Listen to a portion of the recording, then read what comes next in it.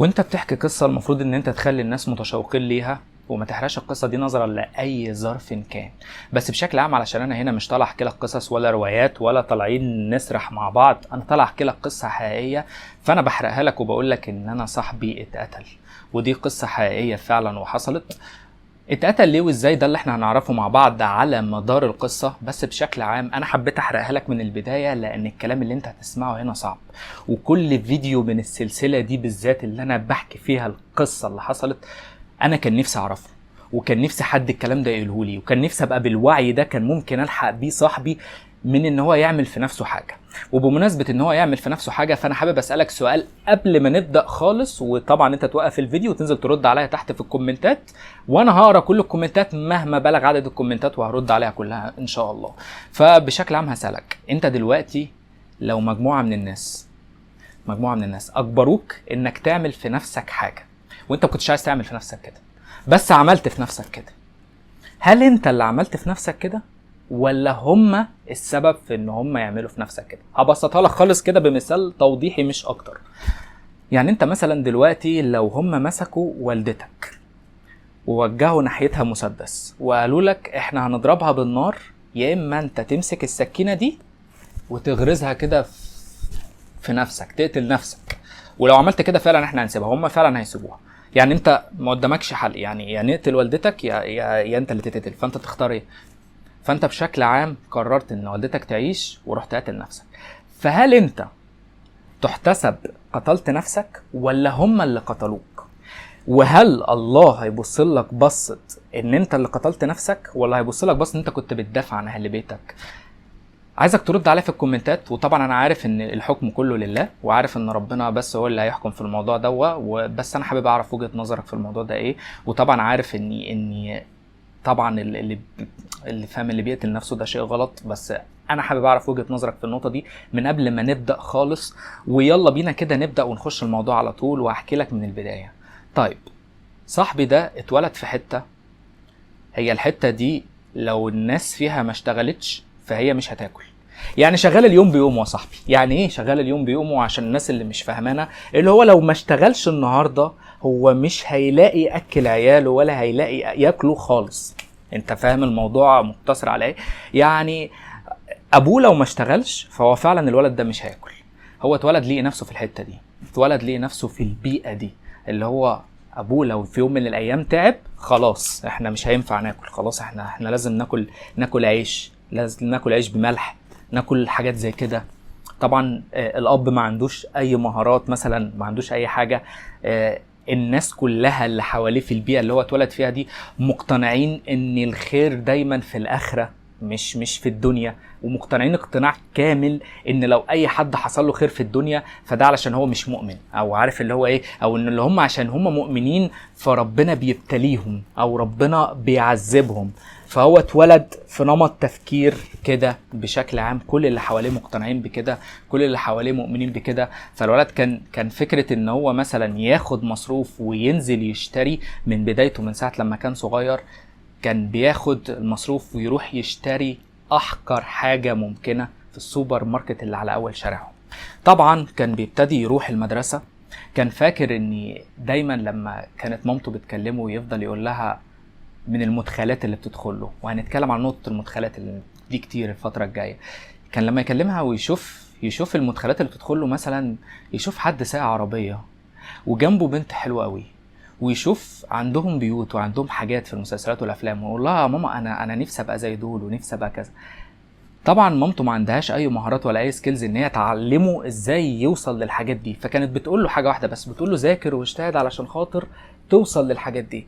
يعني هو المدرسه اللي على اول شارعنا هي اللي هتوصله للحاجات دي، فتفضل تقول له ذاكر. وطبعا هو علشان هي مصدر امانه الوحيد ومصدر علمه الوحيد، وبالنسبه له هي القدوه، وكان لما يقعد مع باباه يقول له كده، يقول له ذاكر واجتهد وان شاء الله ربنا يكرمك، ذاكر واجتهد وان شاء الله هتبقى كويس وان شاء الله توصل اللي انت عايزه وتحقق اللي انت عايزه. صاحبي اتولد في ظل الظروف دي، ما كانش بياخد مصروف. كان المصروف اللي بياخده لا يتعدى غير انك انت تخش يا دوبك تختار اقل واعفن حاجه موجوده في السوبر ماركت. كان ياخد المصروف وهو نازل رايح المدرسه، مكان كله زباله، الشارع كله حقير، ماشي في الشارع الناس كلها لابسين زي بعض، لابس هو والعيال اللي على اول مدرسته اللي عددهم مهول كلهم نفس اللبس، كلهم نفس الحاجة. تحس كده ان مفيش اي حد فيهم مميز، كلهم شبه بعض، كلهم نفس، تحس ان هم عبارة عن ارقام. يعني حتى كان الموضوع عبارة عن ارقام. كان يروح للراجل كانت بالنسبة له الانبساطة الوحيدة ان هو يروح بالمصروف القليل قوي يخش. كانت معروفة ان في حاجات في السوبر ماركت هو مستحيل يطولها. كانت وقتها كانت في حاجة اسمها بيضة كندر، كانت بتبقى موجودة كده، شوكولاتة حلوة لذيذة ومعاها لعبة، كان نفسه يجيبها. بس طبعا علشان خاطر يجيبها هو محتاج يحوش شهرين. يعني هو بيضة كندر دي هو بيحوش لها شهرين عشان خاطر يجيبها. فبشكل عام كان في حاجات هو عارف كويس ان هي مجرد ان هو يشوفها فقط. محدش قال له كده، ما كانش بيزن. صاحبي ده كان من هو صغير ما هوش الشخص اللي بيزن. يعني ما هوش مثلا العيل اللي تاخده معاك سوبر ماركت مثلا فتلاقيه زنان، او تلاقيه مثلا يمسك في الحاجه ويقول لك لا هات لي دي. لا، تحس ان هو كان حاسس بالمسؤوليه من هو صغير. فكان يخش يشوف السوبر ماركت، يخش يشوف بيضة الكندر دي، يشوفها. هو كان عارف ان دي مش هينفع تتجاب، دي حاجه بره قدراته وبره حيزه. فكان يخش على قسم اللبان وقسم الشوكولاتات اللي هي بالكور. عارفين في شوكولاته كانت بالكور كده، فهو كان عارف ان دي الحاجه الوحيده اللي هيجيب منها، ودي الحاجه الوحيده اللي تقريبا هو وزميله وصاحبه اللي كان معاه وكانوا عشره عمره ساكن معاه. فاللي هو ايه، احنا هنجيبها. فانت مثلا واخد مصروف قد كده، انا واخد مصروف قد كده، انا هجيب 5 كور وانت هتجيب مثلا كورتين، وبعد كده نقسمهم مع بعض. كانوا حلوين وكانوا لذاذ، بس كانوا في حاجات عارفين كويس خالص ان هم في السوبر ماركت مجرد بيبصوا عليها من بره. من ضمنها برضو كان صاحب السوبر ماركت كان جنبه مكتبه، وكان فاتح الاثنين مع بعض، المكتبه والسوبر ماركت. كانوا يا دوبك بيبصوا على الالعاب وبيبصوا على حاجات وبيبصوا حتى على سبايدر مان وبيبصوا على سلاحف النينجا وهي محطوطه في الباترينا. وكانوا عارفين كويس ان الحاجات دي صعب تخش بيتهم، صعب الحاجات دي يجيبوها مهما بلغت مهما عملت. بس كان في مخيلتهم ان شاء الله يجي العيد واللم عيدية وقتها نجيب بيضة الكندر. يعني مش هنعرف حتى نجيب اللعبة، نجيب انا وانت بيضة الكندر في العيد لما نلم عيدية من كل الناس اللي احنا نعرفهم. فكان يخش المدرسة يلاقي نفسه ما عملش اي حاجة، طابور، الدنيا بتاعتهم تمام، مفيش اي شيء. اول لما يخش من المدرسة يلاقي واحد ماسك خرزانة طويلة قد كده وينزل عليهم ضرب.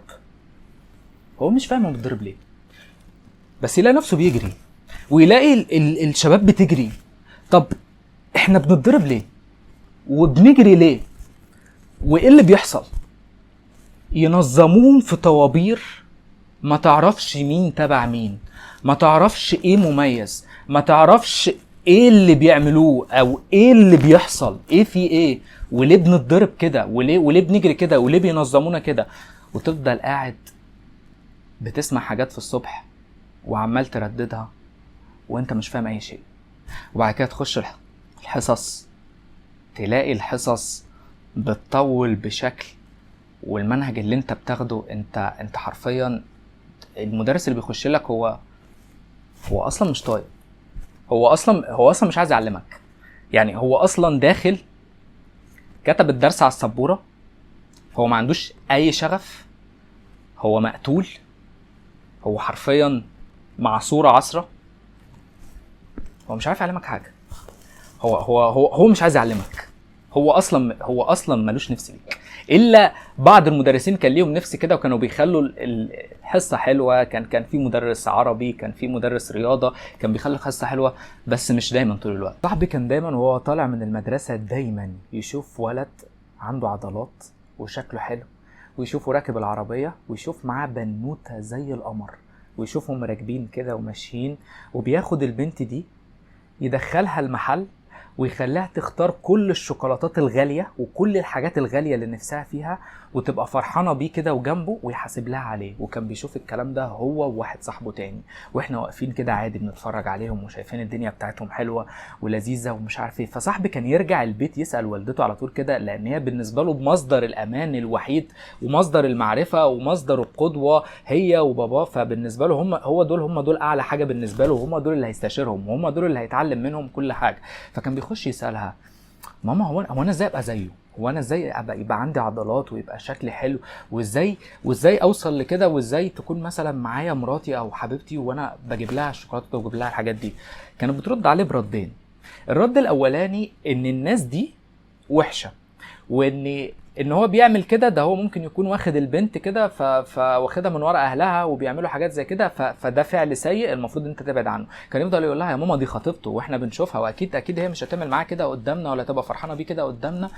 كانت تفضل تقول له برضه حتى ولو خطيبته فهو عشان خاطر هو معاه فلوس كتير فاكيد اهله ناس وحشه، واكيد اهله دول ناس ايه، جابوا فلوسهم عن طريق الحرام، جابوا فلوسهم عن طريق الغلط. فبشكل عام سيبك منهم، بس انت لو عايز تنجح وعايز تتحسن وعايز تبقى حياتك حلوه وبالحلال لازم تذاكر وتجتهد، لازم تذاكر وتجتهد كده وتخش فاهم تنجح وتبقى حاجه كبيره قوي وتجيب مجموع عالي في الثانويه العامه، لان هم كانوا بالنسبه لهم مصدر الامان الوحيد. وهنا انا حابب اعلق، لان احنا في كل حته في جزء من الحكايه اللي انا بحكيها بتاعت صاحبي هنبتدي نعلق عليها. انت ما ينفعش تاخد معلوماتك من حد ما عملهاش. يعني ما ينفعش تروح لحد مش عامل عضلات تقول له ازاي اعمل عضلات وينصحك ويقول لك لا، انت لازم تاخد معلوماتك من حد عملها. عايز تاخد معلومات عن الفلوس خد معلوماتك من حد عنده فلوس. عايز تاخد معلوماتك عن العلاقات خد معلوماتك من حد عنده علاقات. عايز تاخد معلوماتك في الدين خد من حد سوي نفسيا وتلاقيه كده مجتهد في حياته والدنيا بتاعته حلوه. صاحبي كان طول الوقت اللي هو طب هل المذاكره بتعمل كده؟ يعني المدرسه اللي كلهم شبه بعض، اللي اصلا الناس اللي بتدرس لنا اللي هم اساسا يعتبروا معاهم كل الحاجات اللي احنا ممكن نستخدمها اصلا، بص حالتهم عامله ازاي، بص نفسيتهم عامله ازاي، بص ماسكين العصايات وبيضربونا طول الوقت ازاي. ده الواحد لو طلع ميه وشرب في الحصه عشان عطشان قدام المدرس بيضربه. المدرس جواه طاقه غضب ومتضايق من حياته ومتضايق من عيشته لدرجه ان هو جاي يطلع غله فينا. المدرس بيشرح لنا بقاله اكتر من سنه، عدد الطلاب مهول، ما يعرفش اسمي، ما يعرفش انا مين، وكل اللي معاه بس ان هو يضربني. وازاي ابويا وامي اللي في البيت سايبيني اتضرب كده عادي؟ صاحبي كان بتيجي في دماغه الاسئله دي كلها، وكان يفضل طول الوقت يسال نفسه اسئله، وكان بيدوش دماغه بالاسئله دي، وطول الوقت عنده استفسارات كتير في الحياه وعايز يفهم ايه كل ده. وهل فعلا يعني ده معلش، طب ما المدرس ده بالنسبه لي هو اللي معاه العلم كله، هل ده يعني هو اللي بيجيب العربيات وهو ده اللي بيجيب الحاجات؟ ما كانش بيلاقي رد. كان بيقول مثلا، فكانت تفضل تقول له لا ده الدكتور والمهندس والصيدلي والناس الدكاتره الكبار هم دول اللي بيجيبوا فلوس وهم دول اللي هيوصلوا للحياه اللي انت نفسك توصلها. بس برضه هل المدرسه هي اللي بتوصل للكلام ده؟ يعني هل معقول الولد اللي ماشي بعربيه غاليه ومعاه بنت حلوه ومعاه بنت جميله وبيخش يشتري كل الحاجات اللي نفسه فيها ده ذاكر واجتهد وعمل لا خالص اطلاقا. صاحبي كان بيفضل يسأل نفسه الأسئلة دي وكان هيتجنن، لأنه هو حرفيا كان نفسه يبقى كده.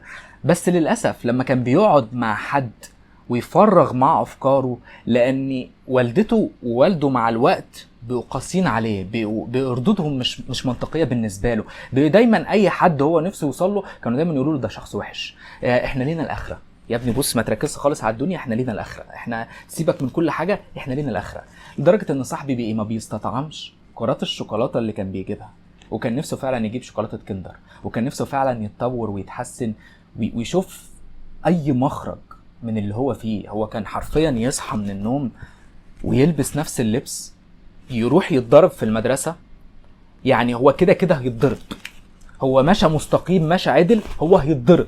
هو جات له رسالة في مخه وهو في المدرسة طول الوقت اني مهما مشيت مستقيم هتداس بالجزم، مهما عملت لازم تتضرب، لازم. والله ده ممكن يخش مدرس الفصل بعد فسحه، بعد حصه، يشوفهم كده واقفين، يروح نازل عليهم ضرب. لازم. هو كان عارف ان كل يوم لازم يتضرب، وان هما عباره عن اعداد كده كتير في المدرسه، اعداد كده كتير، محدش فيهم عارف مين، محدش فيهم تبع التاني، محدش فيهم يخص التاني، كلهم كده بيجروا، كلهم كده بيعملوا، ومحدش فاهم اي حاجه. يعني عارف اللي هو، ومفيش مدرس عارف اطفال، والاطفال اللي بيعرفهم محدودين، حاجه صعبه. فبشكل عام في الواقع اللي هو عايش فيه ده، كان مازال عمال يفكر وعمال يقول طب هي المدرسه بتوصل للحاجات اللي انا عايز اعملها دي؟ هي بتوصل فعلا ولا ده هلس، ولا انا بهلك على الفاضي؟ هل فعلا هتوصل؟ فما ملقيش رد من اهله، ما بقوش بيستوعبوه، بقوا دايما يرد عليه ردود مش منطقيه بالنسبه له ومش مرضيه بالنسبه له.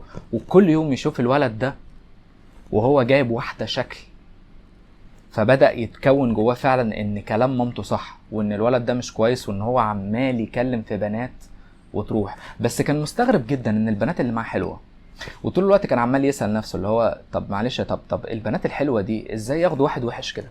يعني ازاي ياخد واحد اخلاقه وحشه؟ هو شكله حلو وعنده عضلات وعنده جسم ومعاه فلوس، بس ازاي البنات موافقه ان هي تكون مع واحد كان معاه واحده؟ وكان بيشوف برضو البنات اللي معاه في الفصل الصغيرين، كانوا مجرد ما يشوفوا الواد ده يفضلوا يتكلموا عليه ويفضلوا يشاوروا على عربيته. كان بيستغرب، كان يفضل يقول هم ليه البنات بتختار الناس دي؟ هم ليه البنات عايزين دول؟ هم بجد والله ده شاب وحش، ده انا مامتي بتقول عنه وفي وفي وفي وفي. فبدا يدرك ان كلام مامته صح، وان فعلا الناس الوحشه هي اللي معاها فلوس، بس برضو الاسئله مش منطقيه. فبدا يفرغ عن الكبت اللي جواه مع اصحابه، ويختار ناس معينه كده يحكي معاها. وكان كل ما يحكي مع حد ويقول له انا نفسي لما اكبر اعمل كذا كذا كذا، كان يقول له انت شكلك وحش، عمر ما واحده هتبص لك، عمرك ما هتنجح في حياتك، انت عمرك ما هتحقق اي حاجه، انت يا ابني مش هينفع، انت تخش طب ويضحكوا عليه، انت هتذاكر وهتعمل، لا مستحيل. وكان بالنسبه لهم كلهم متبرمجين نفس البرمجه، اللي هو احنا كلنا لو دخلنا طب فاحنا كلنا نجحنا. فهو بدأ حيز تفكيره العالي ان هو نفسه يكون معاه اجمل واحدة، ونفسه يكون معاه اجمل عربية، ونفسه يكون انسان ناجح وانسان كويس، بدأ يقل. وبدأ يحط في دماغه ويقول انا والله العظيم لو بكان الولد ده، اقسم بالله لا هخلص للبنت اللي انا بحبها وهحبها جدا. ده انا لو جات لي فرصة بس ان انا تكون معايا واحدة حلوة، انا بس هخلص لها هي بس، حتى لو جات بنات تانية احلى منها عايزاني ولا عايزة تكلمني انا هرفضها. فبدأ حيز تفكيره كده يخش في النمط ده، اللي هو انا لو بكانه انا مش هعمل كده، انا هكون انسان كويس، انا لو بكانه اكيد هدي الفقراء، اكيد هدي للناس، اكيد هدي للناس اللي عندي ساكنين عندي في الشارع. بيتفاجئ صاحبي وهو داخل البيت ان في عيد الاضحى مامته بتنزل تقف في جمعية طويلة عشان تاخد كاس لحم. فبالنسبة له كان هو بيقف معاها، الناس كلها بتحتفل بالعيد، الناس كلها مبسوطة بالعيد، الناس كلها عمالة تلعب، بس هو والدته بيروح يقفوا في طابور طويل مع ناس طويلة كلهم في نفس شارعهم، كلهم عارفين بعض، كلهم بيقعدوا يحكوا مع بعض عشان ياخدوا كيس لحمة. فما كانش بيستمتع بالعيد. يعني حتى العيد اللي هو كان مستني ان هو ياخد فيه العيدية علشان يجيب الكندر، هو قضاه مع والدته في الجمعية وسط طوابير ناس كتير خالص كده مستنين لحم. فهو كان واقف مع والدته كده، بدأ يستوعب ان احنا هنا واقفين عشان خاطر بناخد لحم، بنشحت لحم. يعني حتى العيد ما استمتعش بيه. ولما كان بيقول لهم طب العيدية، طب اي حاجة، طب اي شيء، ده عيد لحم. واللحمة كانت عبارة عن ايه؟ يا ريته عيد لحمة، ده هما اللحمة دي والدته كانت بتاخدها تروح تبيعها. يعني والدته كانت بتاخدها تروح تبيعها علشان تجيب اكل اكتر يوفر. ليه؟ لان الناس دي شغالة برزقها، فطبيعي لازم يتعبوا، وشغالين 12 ساعة. يعني كل واحد فيهم على الاقل من 12 ل 16 ساعة علشان خاطر بس ياكلوا، واللي هو كل يوم يصحى يشتغل 12 16 ساعة حاجة مش حاببها عشان خاطر ياكل عياله. فوالده كان عبارة عن كده، عن واحد من الناس كده، كان شغال 12 16 ساعة ياخد الفلوس ياكل عياله، بعد كده خلاص.